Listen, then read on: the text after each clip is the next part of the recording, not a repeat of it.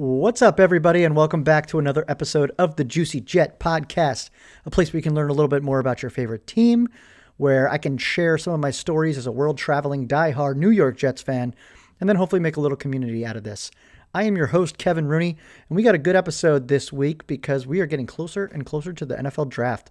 We're about a little more than 2 weeks away, almost 2 weeks away. For the Jets with their 7th overall pick out in Green Bay, Wisconsin. So very excited. And I got a couple topics for today. Number one, I definitely want to go into a little trivia question because I got a fun one this week.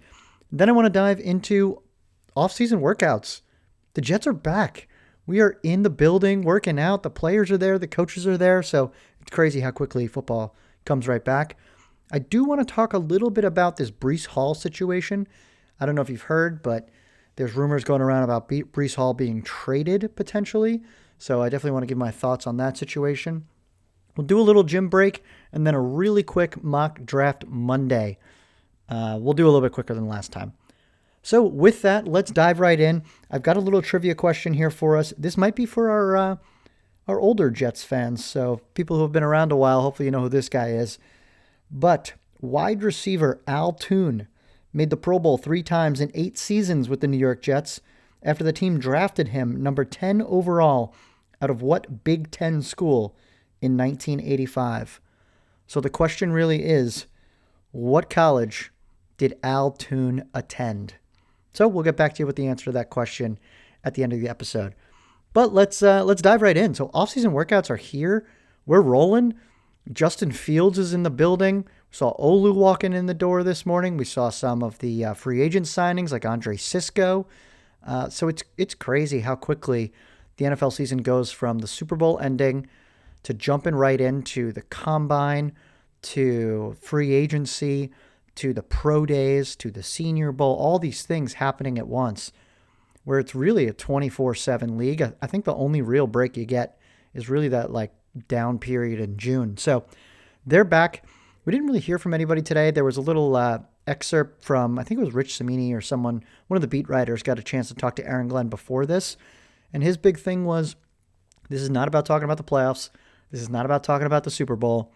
We're going to come in, we're going to get bigger, stronger, faster to make sure that we're conditioned well to play well when training camp comes around and things like that. So it sounds like it's just a time for them to work out, get to know each other a little bit, and they'll talk about scheme once training camp starts to roll around or more mandatory workouts start to come around. So it was voluntary, so we don't know if everybody was there. I follow a lot of the Jets players and coaches and stuff like that all across social media, and I think it was Sauce was in Miami or something like that, so I've got my Lost in the Sauce sweatshirt on because I don't know where he is. Hopefully he was there. Hopefully the whole team was there, but I'm sure some people skipped because, like I said, it is voluntary. So that was today. That was step one. It was kind of cool to see everybody walking in the door and getting acclimated to life at One Jets Drive. So I'm sure we'll hear more from the team, the coaches, things like that as the week progresses. But the Jets, because they got a new head coach, were one of the first teams that get to start their workouts, and I think they're 2 weeks ahead of everybody else. So yeah, I thought that was pretty cool. But I got a bigger topic I want to get to because I don't think there's going to be a lot that comes out of off-season workouts that are voluntary. The big topic that's been thrown around not only Jets Twitter, I saw Rich Eisen talking about it. There's been some rumors floating around NFL Network and places like that the Jets are looking to run a running back by committee approach, which means we should trade Breece Hall. I don't know where this came from. I don't know why it's out there, but for me, I am very opposed to trading Breece Hall. The reason for that is, well, actually, number one, if there's one thing you'll learn about Jets fans, is we are really, really good at not having any good players, and then once we do, trying to figure out when the best time to trade them away is for more picks. It makes absolutely no sense. Why can't we just try to be good with the young players that we have? Extend them. It drives me nuts that Jets fans cannot be happy. I've heard rumors of let's trade Sauce, let's trade Garrett. I'm like, what are we talking about? Who are you going to get that's better than some of these players that we have? You know, the best case scenario is you would get someone who was like Breece Hall. for the picks that you get. And it's hard enough for us to pick someone like him in the first place. So let's talk a little bit about Breece. Breece did not have a great year last year. I think he was a little banged up. I think the coaching was absolutely atrocious and did not put him in position to succeed. He never ran the ball or touched the ball more than 20 times in one game, and he was supposed to be our big offensive playmaker. I think fantasy football fans throughout the fantasy world are probably pretty pissed at Breece Hall for the way that he played last year. But the Jets offense just wasn't good. It was Aaron Rodgers just slinging short passes back and forth, where there were probably plays that were run plays that he checked out of because he felt that he wanted to score touchdowns by throwing, and that was it.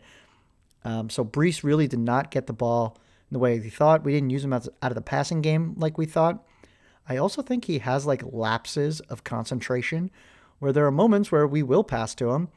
And you'll remember, it was like Aaron Rodgers' first completion as a New York Jet is a dump off against the Niners to Breece Hall, and he fumbles right as he turns around. There's other moments where he drops the ball. But then there's those moments where he's the breakaway player that will win you football games by himself. I also thought our offensive line coach was not good last year. There were moments where he had some short carries that there was just nowhere to go. I think they're going to be a lot better this year now that there's a continuity between the four of them and whoever our potential right tackle is going to be. So for me, when I think about Breece Hall, here's the big situation that people are running through. They're like, oh, Aaron Glenn said we're going to be a running back by committee. So what that means is let's copy the Lions. We're going to be Jahmyr Gibbs, we're going to be David Montgomery, and we're going to have, Sonic and Knuckles, I think they're called. So they're trying to get our own version of that. For me, that means Breece Hall plus a Braylon Allen or Isaiah Davis running or splitting carries somehow. Maybe they're on the field at the same time, where you can give Breece a rest every now and then because we got two other running backs that can do the job. What this doesn't mean to me, and it doesn't trigger, if I hear running back by committee, that doesn't mean let's draft a running back in the top 7. That wouldn't be running back by committee. To me, that would scream, let's draft a number 1 running back, and that would get the bulk of the carries. And that's what these rumors are about. They're about Ashton Genty, who is I think he was a Heisman Trophy nominee out of Boise State, who's incredible. He's an amazing player. But we've dedicated so many resources into running back, and we have so many other holes. Why would we avoid filling those other holes with players that, are top tier caliber? They could be blue chip, top 7 picks on the defensive line, the offensive line, wide receiver, tight end, for a running back where we already have a Breece Hall and we have a Braylon Allen and we have an Isaiah Davis. The other thing that I think about is what would you even get if you were to trade a Breece Hall right now?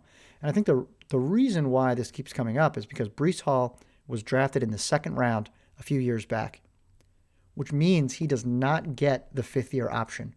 You only get the 5th-year option, or you get the option to grab the 5th-year option on players if you were drafted in the 1st round. So, for example, in that draft, that was 2022, the Jets drafted Sauce Gardner, Garrett Wilson, Jermaine Johnson, all in the 1st round, and then Breece Hall in the 2nd. Breece is not eligible for a 5th-year option, and they're going to have to pay Sauce, Garrett, and Jermaine if they want to pick up their 5th-year options. So the thought process is, okay, they're going to be more expensive, and we got to pay them all really soon. So we can't be paying someone else like a Breece, which might be true. Maybe they don't want to pick up Jermaine Johnson's 5th-year option. I don't know. But my thing is, now if this is a player who's on the last year of his deal, you're not going to get top dollar in terms of draft picks for trading him. It's a 1-year rental. So people are going to say, oh, okay, it's a 1-year rental. Give me a 5th-round pick. And then for me, knowing the Jets draft history, who the heck are we taking with a 5th-round pick that's going to be as good and as game-changing with this high potential, especially in an offense that's going to run the ball as much as we are, as a Breece Hall? So that is my conundrum. I don't want to get rid of our good young players. I want to see what it looks like with an actual competent coaching staff. I want to see what it looks like when we're dedicated to running the football, the ground and pound of the old days with Justin Fields, Breece Hall, Braylon Allen, Isaiah Davis. Maybe we draft Tyler Warren and you get that good blocking and receiving tight end. Garrett Wilson, who played with Justin Fields at Ohio State. 4 offensive linemen who have played together now this will be their 2nd year together with a young left tackle who could be a stud. I mean, that's what I'm looking for. and then hopefully you get some more talent around wide receiver. What I don't want to do is say, we're going to ignore all of our needs, trade away a good young player for a 5th-round pick, and draft Ashton Genty, who could be amazing, but we still have holes everywhere else. So that's where I stand on the Breece Hall conundrum. Once again, Jets fans are really good at this. They love to trade away their good young players, and I do not want to do that anymore. So let's take a little breather here. We got a big gym break. There's been a lot going on in the world of a Jets, Islanders, Mets with a Silent K Knicks fan. Number one, the Mets are off and running. They just swept the Blue Jays. I got to go to opening day at Citi Field, which was awesome. Great to see my dad. Great to see my brother. Got to hang out with a dedicated listener to the Juicy Jet podcast, Joe Palagonia. Got to hang out with my brother's girlfriend, Amelia. So that was really fun. We had a great time. The game was awesome. The weather held up. So it was really fun to be out there for opening day at Citi Field. And it was good to get a sweep, especially after that Astros series. The Marlins series was a little scary, but they overcame. Pete has just been awesome. MVP caliber so far. So it's fun to watch Pete. And yeah, I'm feeling good about the Mets so far. And, I got the Marlins game on now. So once I'm done with this, I'll get back to that. But it's been a good start to the season. It's been fun. I think it's lived up to probably most Mets fans' expectations. And the one real big surprise has been the bullpen. The bullpen's been awesome so far, so hopefully they can keep that up. Second thing, the New York Islanders. They haven't had many crazy big games over the last week and a half. They're still fighting for that last playoff spot. But on Sunday, they had a massive game. Tickets going for $800+. And the reason for that is Alex Ovechkin came to town where he could potentially beat Wayne Gretzky's all-time goal-scoring record. And what a surprise. He plays against Ilya Sorokin, who's a goalie that's never let up a goal, against Alex Ovechkin, even though they're in the same division. And what do the Islanders do? Give up a cool power play goal to Alex Ovechkin. So Ovechkin gets the record. Game pauses. They got to do a whole ceremony, all that stuff, which honestly, I don't mind. It's a really cool record. It was cool having Wayne Gretzky there and all that kind of stuff. And then the best part about it, I was nervous they're going to start the game up and the Islanders were going to fall flat, but they still won 4-1, so they're still in the race. And I guess for every fan that was there, a really cool experience to see the Ovechkin goal. But that's what we do. Of course, it had to be us. All right, and the next thing, the Knicks. Knicks continue to just beat the teams they're supposed to beat, but then they lose to the teams that they're going to be competing with in the playoffs. Watching them the other night, they're playing the Cavs. They're up 15, and I'm like, great, we're cruising. I can go watch something else. Nope, they blow it, and they lose in the second half. So Knicks, once again, got to get healthy. We'll see what happens. They just got to get hot as they get into the playoffs, so we'll see how that goes. Finally, I think the last thing I have here, national championship for the NCAA men's basketball tournament's on tonight. Someone tell me who decided to put it on every single year at 9 p.m. on a Monday. Makes absolutely no sense. I can't watch it. I'm going to stay up and watch it. But it hurts to watch it because then it sucks to wake up early the next day. And then we got a perfect weekend. We got the Masters on. So really big week in sports, which is awesome. So that is our gym break. A lot of good things happening in the world of a Jets, Islanders, Mets, and Silent K Knicks fan. All right, with that, we are going to fire up our mock draft. So let me load this thing up. All right, we are rolling here with our mock draft. Let me click our New York Jets. So once again, if you are on audio, I try to make this a little bit easier this time. We are going to go click the Jets. We're going to do a quick 3-round mock. We are going to enter at normal speed. And here we go. Cam Ward, Mason Graham, Travis Hunter, Abdul Carter, Armand Membu. Oh, it's brutal. And then Ashton Genty goes to the Raiders. Good, so I don't have to trade Breece Hall. Ashton Genty's gone. That's the funny part. We could trade this guy, and Ashton Genty could still go off the board before us. All right, we got a couple trades here. Pittsburgh's offering 21, a 2026 first, 2026 second. I'm actually really curious if the Jets would do this in real life because I feel like they're going to want to load up on picks next year. But this is not fun for the mock draft, so I'm going to reject it. Buccaneers, pick 19, pick 53, a 2026 second, and 2026 sixth. Big haul, but I'm going to reject it. Ooh, and Carolina wants to move up one pick and give us a 3rd rounder. Who is on the board? So we've got Will Campbell, Will Johnson, Shedeur Sanders, Tyler Warren, and Ted McMillan.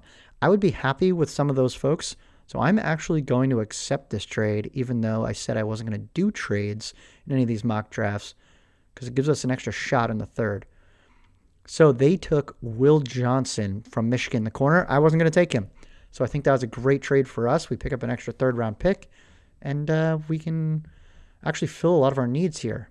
All right, Steelers are back trying to trade with us. No, reject. Texans trading us like their entire draft. Reject. And the Bears want to move up 2 picks and give us a 2026 second. Ooh, that's interesting. I'm going to reject it, though, because I want to see what we can do here if we're back 1 pick at pick 8. So the folks we have on the board: Will Campbell, the offensive tackle from LSU; Shadur Sanders, the quarterback from Colorado; Tet McMillan, the wide receiver from Arizona; and Tyler Warren, the tight end from Penn State. There's a couple other good players on the board, but those are probably the ones that are going to make you think as a Jets fan. So for me, what are the big needs again as a reminder? It's pass catcher, so wide receiver, tight end. It's right tackle, and it's defensive tackle. Those are probably the 4 big ones. There's probably safety and edge on the fringe of our needs, but those are probably the main ones. So for me, Will Campbell's a really interesting one. He's the best tackle on the board, but I'm not sure he's actually a tackle. I think he's going to be a great guard. So if we wanted to move AVT to tackle, Will Campbell would be a great pick. But unfortunately, and maybe he was lying, but Darren Muji came out and said, no, AVT is going to stay at guard. So with that said, I'm going to not pick Will Campbell. Shadur Sanders,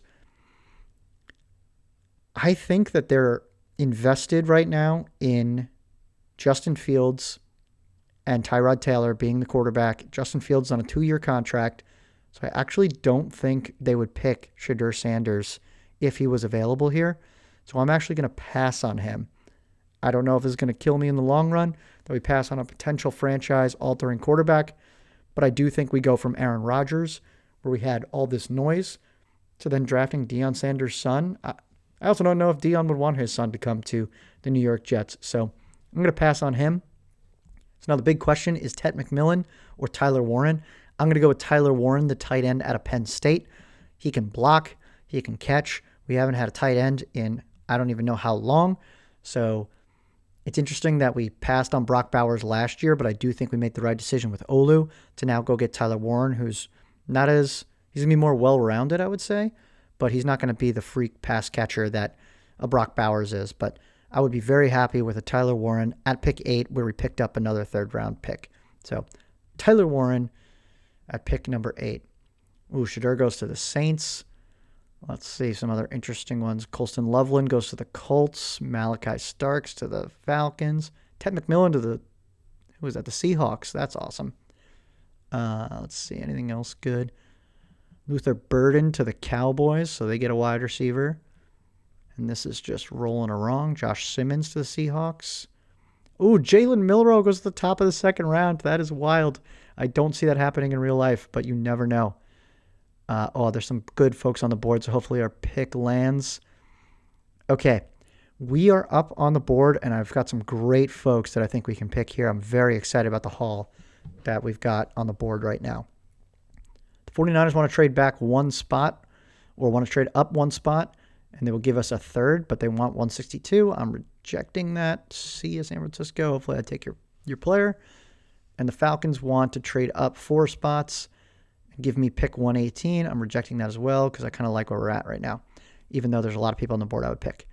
Okay, so I'm going to try to make this as clear as possible. We are here at pick 42 in the 2nd round, and there's a lot of folks that fill needs on the board. Tyleik Williams, the defensive tackle from Ohio State, big run stuffer. Same thing with Kenneth Grant is also on the board, defensive tackle from Michigan. Quarterback Jackson Dart from Ole Miss is still on the board. Offensive tackle Josh Connerly from Oregon. Wide receiver Trey Harris from Ole Miss, and then tight end Mason Taylor, son of Jason Taylor, from LSU. And then there's Ariante Ursary, tackle from Minnesota. Man, this is going to be a really tough pick. For me, I'm going to pass on the quarterback, so Jackson Dart, sorry, not taking you. Who knows? The Jets might do it, but I'm going to pass.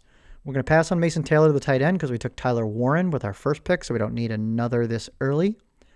I'm looking here at defensive tackle or offensive tackle.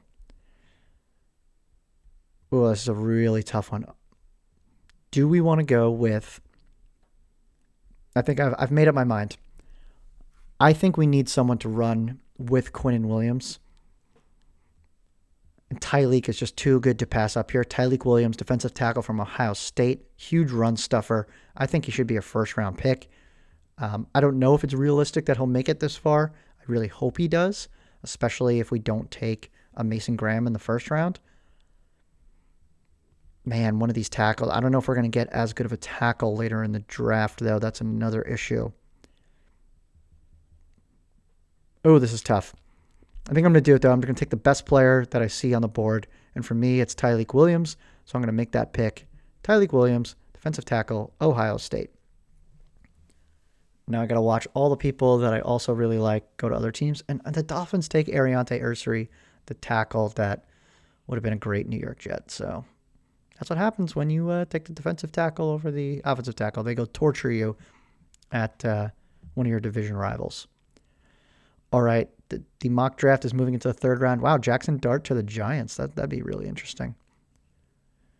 Mason Taylor goes to the Jaguars. And we are up. Okay. We got some draft picks. I'm going to pass on actually trading here. All right, we got some decent options here too. Unfortunately, I don't see any great offensive tackle options, so we might be a little bit of trouble there. But that's okay. In free agency, there's still a couple older vets that we can sign if we don't get one in this draft. So we are up back-to-back, so we have 2 picks here. So I want to walk away to fill 2 needs or with 2 great players that I really like. And I think the people on the board, we got TJ Sanders, the defensive tackle from South Carolina, Jack Besh, the wide receiver from TCU, safety that I took in our last mock draft, Kevin Winston Jr. from Penn State. We've got Barrett Carter, linebacker from Clemson, Shamar Turner, defensive tackle from Texas A&M, Latham Ransom, a safety from Ohio State, Gunnar Helm, tight end from Texas. But we already took a tight end, so I might just pass on them. All right, my first pick that I'm going to take here is the wide receiver out of TCU, Jack Besh.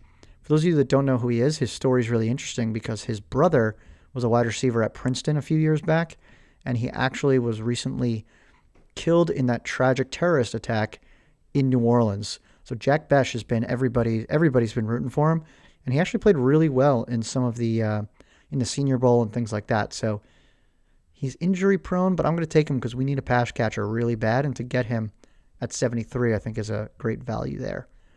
We got a trade offer for our next pick from the Dolphins. I am going to reject it because I will never trade with the Dolphins. And then we got to look at, do we want to go another defensive tackle because there's some good ones on the board? Do we go with Kevin Winston, the safety again? Do we take a second tight end because we don't have any? The only one we have now is the one we just drafted. And I'm looking to see if there's anyone else that gets me excited. Maybe an edge player or a tackle. I'm not seeing anyone that's really jumping out. Or you could take a quarterback. You take a Will Howard from Ohio State. I'm going to go ahead with our second pick of the third round here and do what I did last time. I'm going to take Kevin Winston Jr., safety from Penn State, to lock in our 4 picks of this mock draft Monday. So we'll let the... Elijah Arroyo goes to the Cowboys. That's pretty cool. I love mock drafts. They're so great because it's just made up stuff that might never happen. But it'd be cool to imagine some of these players and some of these teams and how they would use them. But I feel pretty good about this draft. I mean, to get Tyler Warren after trading back to 8, and picking up an extra third-round pick, so I think that's great. That's amazing value. Then you get one of the best run-stuffing defensive tackles in the draft in Tyleek Williams, which is a huge need for us. Then we needed a pass catcher, so we get Jack Besh out of TCU, which I'm very excited about. And then one of my favorite players in the draft, Kevin Winston Jr., safety from Penn State. So the only thing I really missed out on was a tackle prospect. I really needed a tackle. We've got a couple other picks coming later in the draft. Are they going to be starter caliber? Probably not. But, you can always fill with some older vets in free agency. So that is our mock draft. Last thing I want to do before we get out of here And hopefully we do another mock draft next week. We'll do some predictions before we get in front of the draft. But let's answer this trivia question. Al Toon, he made the Pro Bowl 3 times in 8 seasons with the Jets after being drafted number 10 overall. Out of what Big Ten school in 1985? The answer is Wisconsin. Same as Braylon Allen. So Al Toon, Wisconsinite. Hopefully some folks recognize Al Toon, one of the better Jets wide receivers in history, and where he went to college. But thank you everybody so much for listening. This was a fun episode. I love doing these mock drafts. I might do mock drafts for 2026 once we're done with this draft. Maybe I'll do another one later this week because I like doing it so much. But let me know if there's anything else you want to see. Let me know what you think about the picks that I made in this mock draft. Hopefully they're realistic. We didn't have to trade Breece Hall, which is great, but we didn't get our tackle. And then overall, if there's any news coming out of the offseason workouts, I will jump on and let you all know. But I appreciate the time. If you guys could like, rate, review, if you're on YouTube, if you're on anywhere that you listen to your podcasts, please show us a little love here, which would be super awesome. If you want to follow me on Twitter at KevinRooney25, if you want to follow me on TikTok at JuicyJet25, that would be extremely helpful. And I hope everybody has a great week, and we'll talk to you when more Jet stuff comes about. See you later.